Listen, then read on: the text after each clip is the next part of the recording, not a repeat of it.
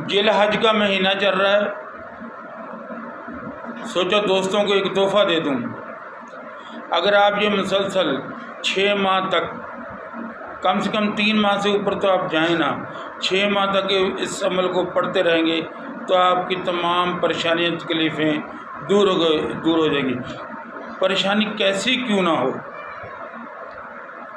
فجر کی نماز کے بعد رب انی مغلوب فانتصر، جو بھی آپ کو درود شریف آتا ہو 11 مرتبہ اول 11 مرتبہ آخر، فجر کی نماز کے بعد اور بعد نماز عشاء 313 مرتبہ یا حی یا قیوم برحمتک استغیث۔